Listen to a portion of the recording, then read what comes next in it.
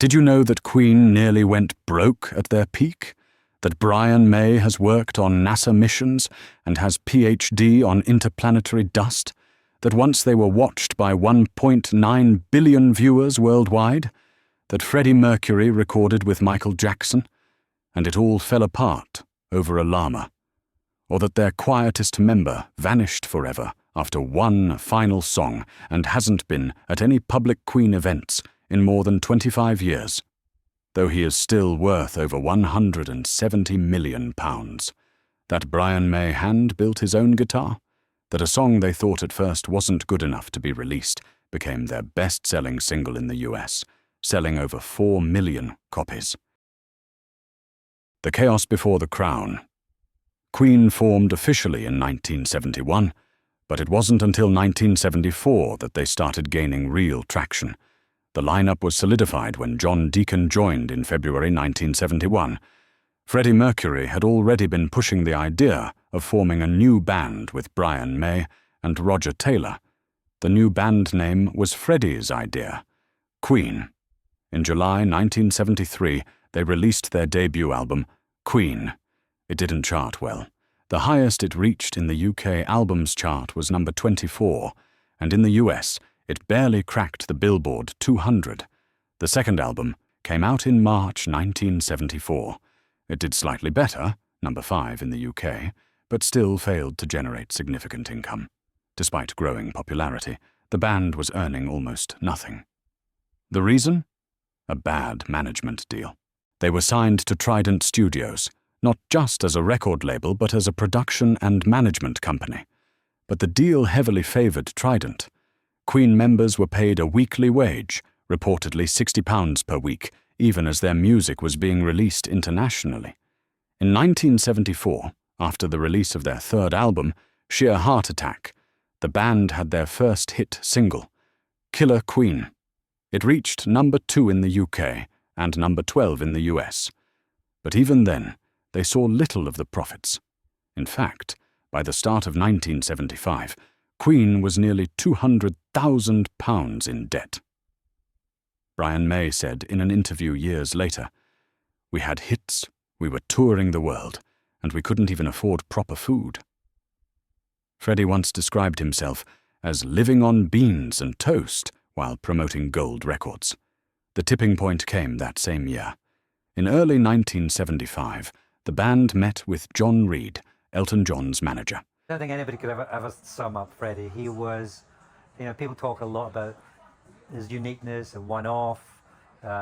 He was so many things wrapped up in one crazy, talented body.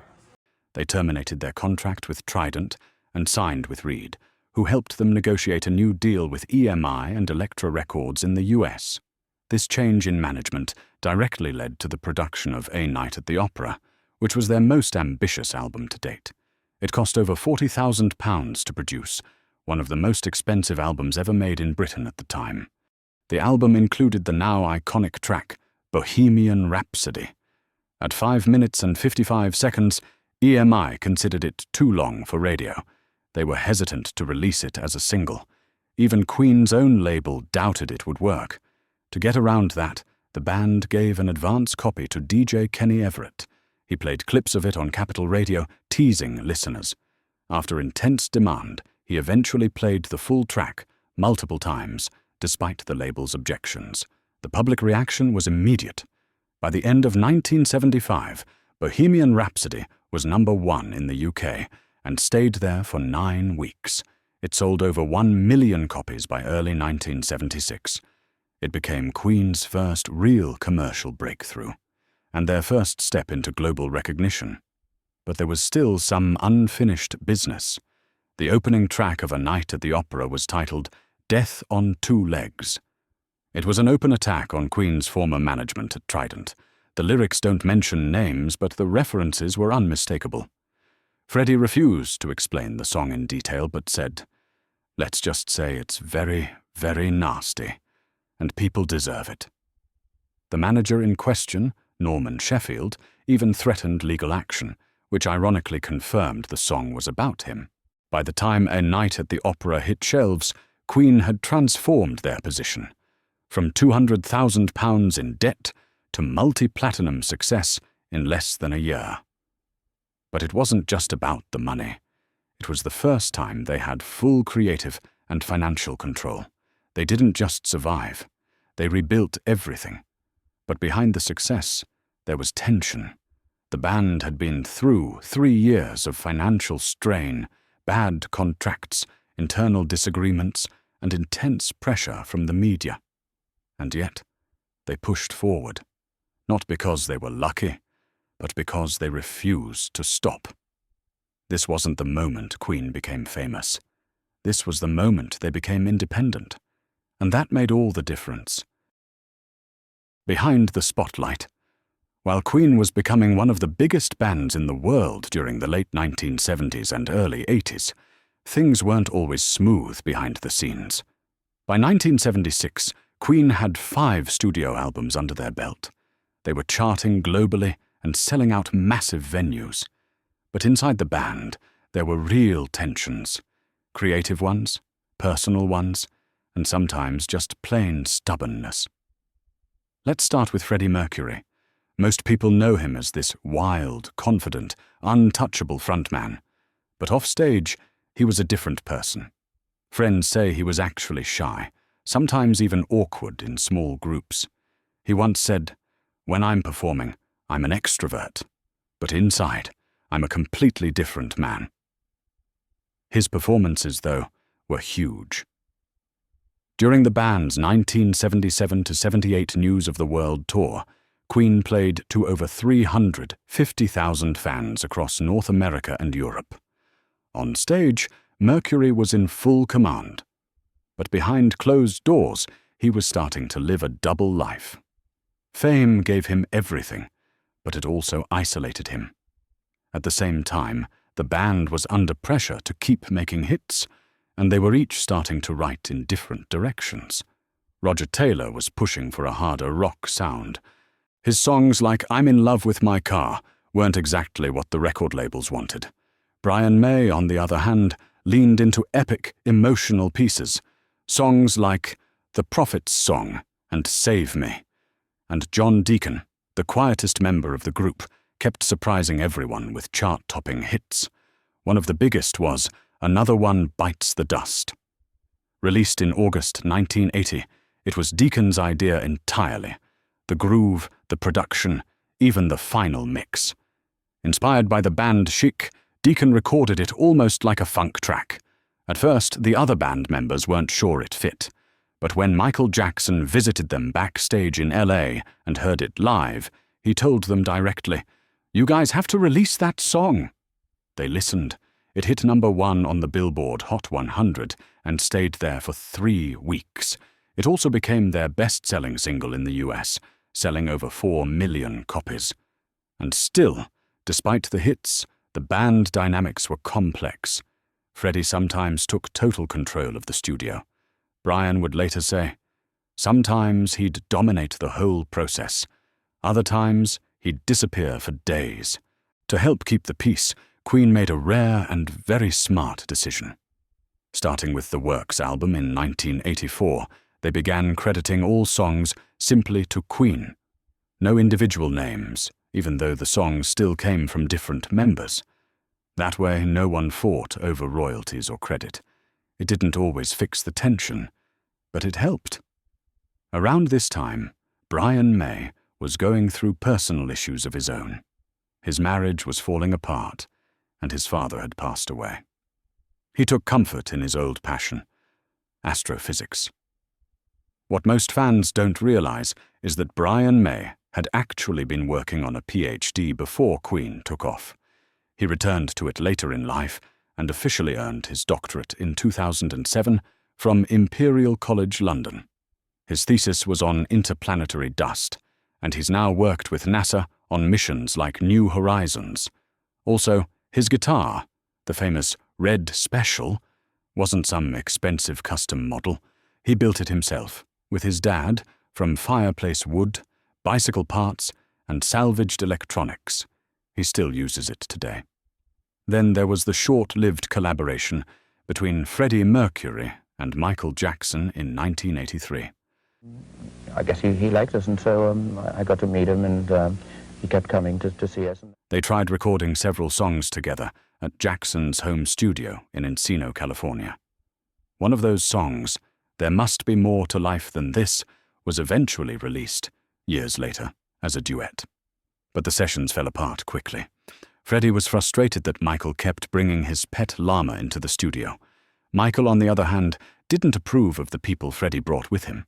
In the end, the chemistry wasn't there, even between two of the most famous voices in music. I think one of the tracks would have been on the Thriller album if I finished it, but I missed out. Meanwhile, Queen kept touring. By 1982, they had played over 500 shows worldwide. But by that point, the wear and tear was starting to show. The band decided to take a break from touring in 1983, their first real break in over a decade. During this time, each member explored solo projects.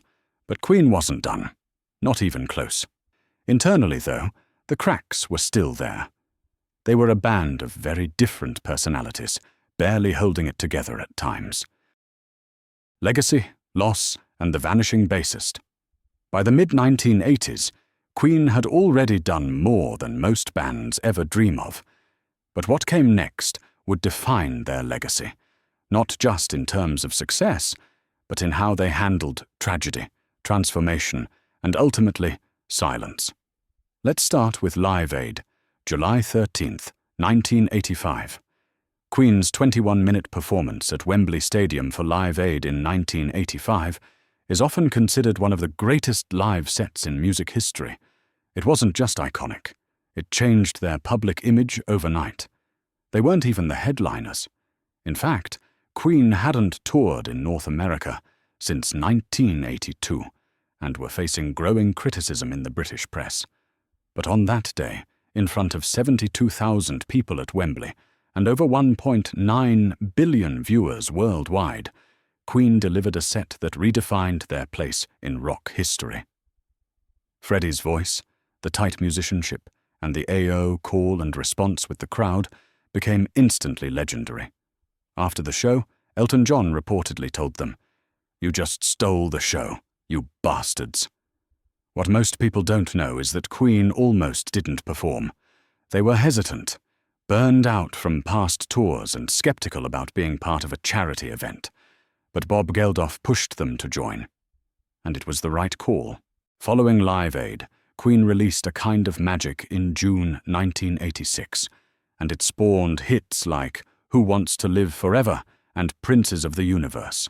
It reached #1 in the UK, stayed in the charts for 63 weeks, and sold over 6 million copies worldwide. Their Magic tour that summer was huge. They played 26 shows in Europe, including 2 nights at Wembley and a final performance in Nebworth Park on August 9, 1986. That concert, with over 120,000 people, turned out to be the last time Freddie Mercury would ever perform live with Queen. What happened next wasn't public knowledge for years. By 1987, Freddie had been diagnosed with HIV, though he kept it secret from almost everyone, even some of his bandmates. The press speculated, but Freddie denied it. He didn't want pity. He wanted to keep working. Despite his declining health, Queen returned to the studio and recorded The Miracle in 1989. They didn't tour it, partly due to Freddie's condition, but the album still went platinum in the UK and included 5 hit singles, including I Want It All and The Invisible Man. Then came Innuendo, released on February 5th, 1991. It was recorded in bits and pieces as Freddie's health deteriorated. He often had to rest between takes.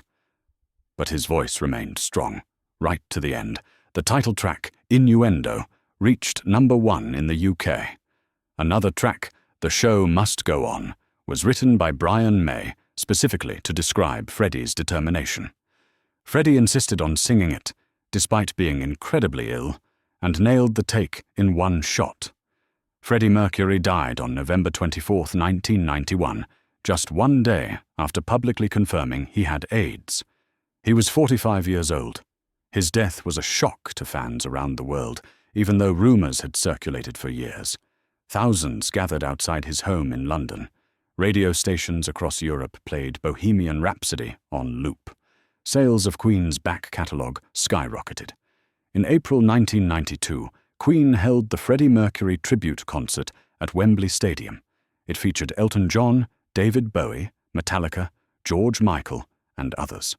Over 72,000 people attended, and it was broadcast to 76 countries. But while Queen was celebrating Freddie's legacy, one member was quietly stepping away.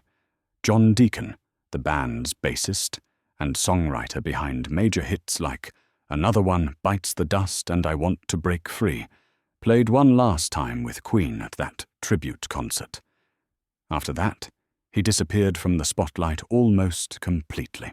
He recorded one final track in 1997, No One But You, Only the Good Die Young, a tribute to Freddie. Then he retired. No tours, no interviews, no social media, just silence. As Brian May later said, John found it too painful. We respected that. Deacon still lives quietly in London and manages his share of the band's royalties. He's estimated to be worth over $170 million, but hasn't been seen at any public Queen events in more than 25 years. Meanwhile, Brian May returned to science. In 2007, he completed his PhD in astrophysics and even co-founded Asteroid Day, a global awareness movement. Roger Taylor, Queen's drummer, has also stayed active. He's released several solo albums and formed the band The Cross in the late 80s. In the 2000s, he and May reformed Queen with Paul Rodgers, and later with Adam Lambert. Queen plus Adam Lambert have been touring since 2012, playing to millions of fans worldwide, from Madison Square Garden to stadiums in Japan and South America. But no matter how far they go, the shadow of the original four remains. One died too soon. One walked away forever, and two carried the music forward. Through it all, Queen didn't just survive. They adapted, and they kept the story going, even if some chapters were never meant to be finished.